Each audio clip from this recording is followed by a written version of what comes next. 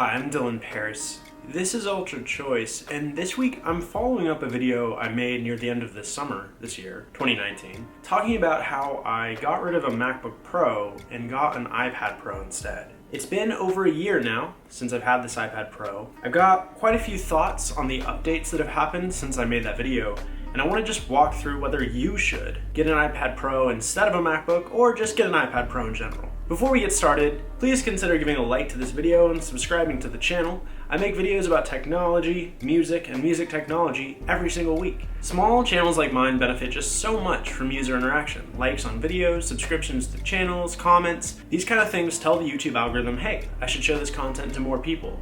And you may not know this, but I can't even run ads or make money from this channel until I have 1,000 subscribers. If you'd like to help me pass that milestone as soon as possible, hit that subscribe button. I won't let you down. All right, let's get started. Roll the intro.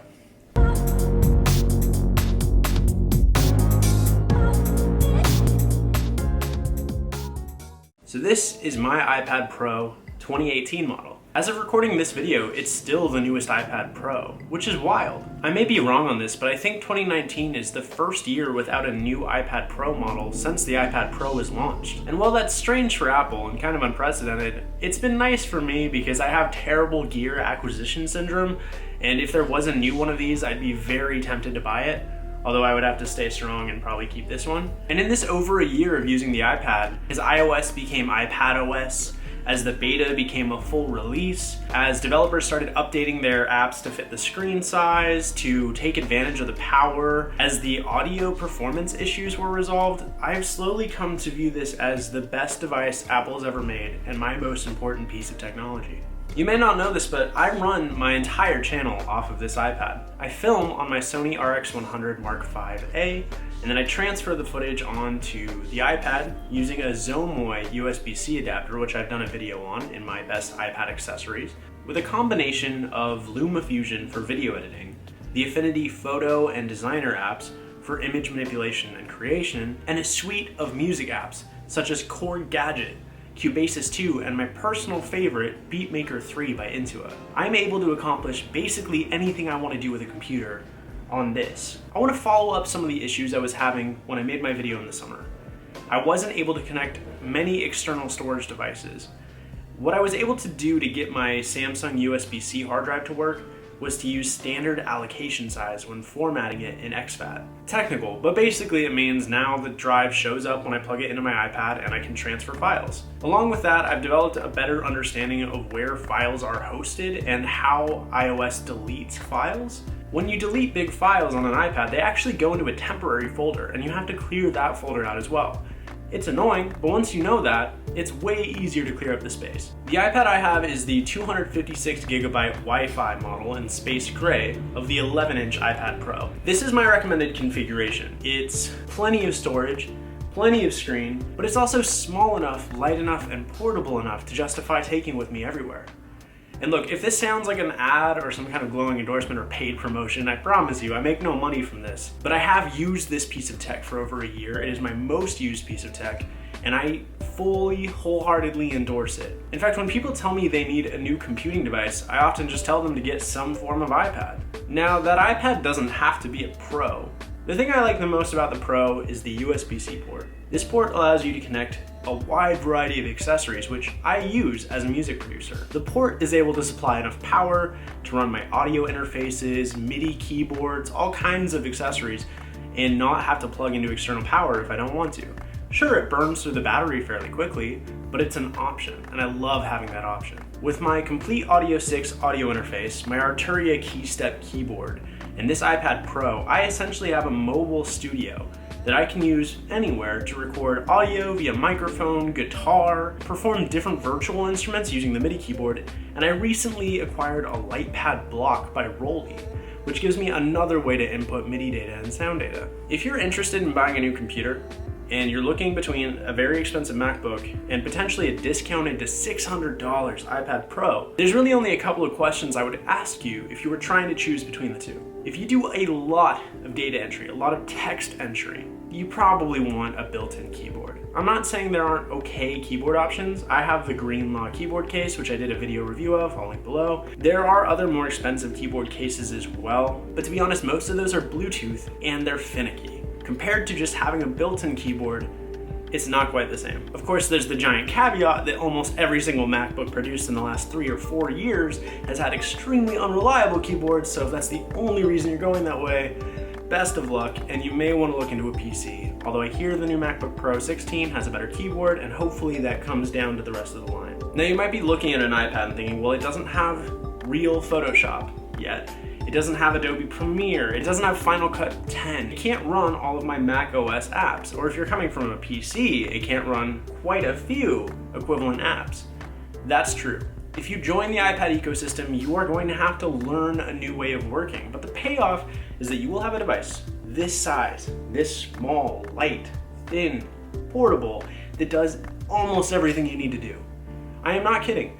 I edit 99% of my videos in LumaFusion on this iPad. The only time I don't do that is when I record a video file on this camera and it ends up being too big for iPadOS to understand. It's a weird glitch and I hope they figure it out, but sometimes files about 4 gigabytes or larger just won't play back on this from this camera. So in that case, I will actually take that file, put it into DaVinci Resolve on my desktop and finish it there. But I prefer working on this device because I like being able to work on whatever I'm working on wherever I am. I commute a lot. I've made videos about making songs on public transit. This device lets me do that. Most of my videos I can edit on my lunch break at work or at my girlfriend's house or anywhere I want to because I have this tiny device that does so much. Apple has made the software changes necessary and developers have updated their apps accordingly to make this device, in my opinion, truly viable as a professional production machine. I haven't done it, but you could hypothetically film a video on this using the camera array, edit the video on here, create the soundtrack on here, and export it to YouTube all on one machine with a final output that looks phenomenal. I prefer keeping my video captures separate. I like the kind of control and depth of field I get from this Sony camera, but you really can use just an iPad to do almost anything. And the options are getting better and better every year. The hardware in this thing is going to be supported for another 2 to 5 years. This is the target spec the developers from the last year, next year, and probably the year after that are going to target.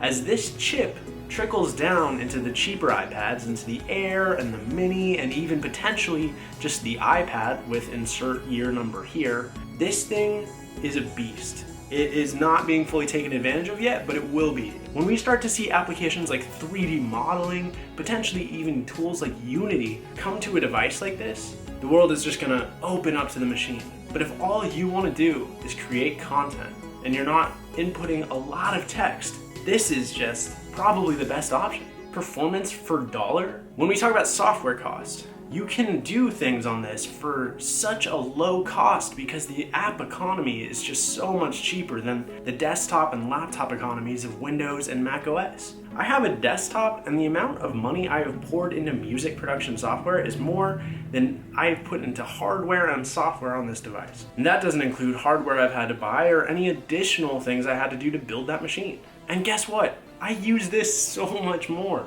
Yes, I was mad, and I stand by my anger in the video I made in the summer saying I sold my laptop to get this iPad. I experienced a lot of frustration as iPadOS was moving out of beta and becoming a full piece of software. But the thing is, it was a beta. It was new. I volunteered for that experience. And even though maybe Apple was late to make the changes they made, they did make the changes, and I bought this device knowing it ran iOS, not iPadOS. I knew what I was getting into, and they made this machine substantially better than the value proposition I was presented with in 2018.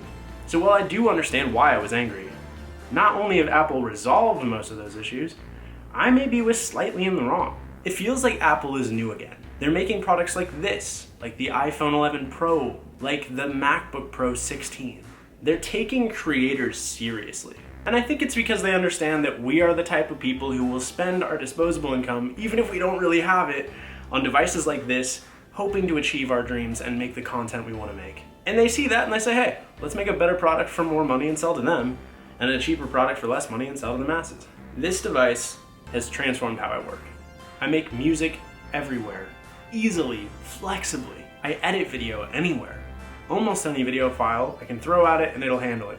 LumaFusion is a champ. I have seen it chew through 4K footage way better than Premiere Pro or DaVinci Resolve on my desktop, and they have a huge head start. I'm still surprised Apple hasn't just straight up bought the LumaFusion team, because all you'd really have to do is change the name to Final Cut 10 Mobile, and you'd have the perfect companion to the desktop apps. I think in the next few years we're gonna see a caliber of software really increase.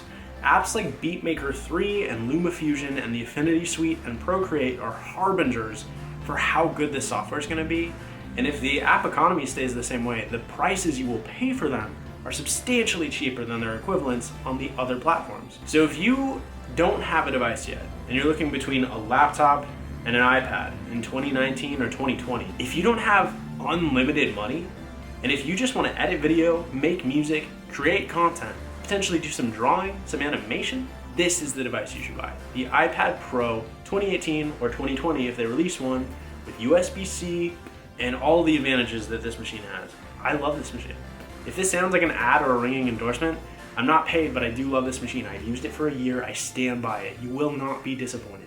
You will have to learn some stuff. I'm not saying you're gonna get it and immediately understand everything about it, but there's so much good content on YouTube, on the internet. All kinds of creators are making awesome content explaining how to get the most out of this device, and it is worth it. If all you do is intense programming and coding, then you need a Linux environment, or if all you do is a lot of data entry and word processing, potentially just using something like the Office Suite, you might get more out of a cheaper MacBook or potentially something like a Surface. Those devices are more equipped to handle those specific tasks. That being said, I don't think most of the people watching this are in that boat. If you make music like I do, if you want to make videos about making music like I do, this is the device, man. It does everything for this channel, and I'm a huge fan. So yeah, I sold my MacBook Pro, and I bought this iPad Pro.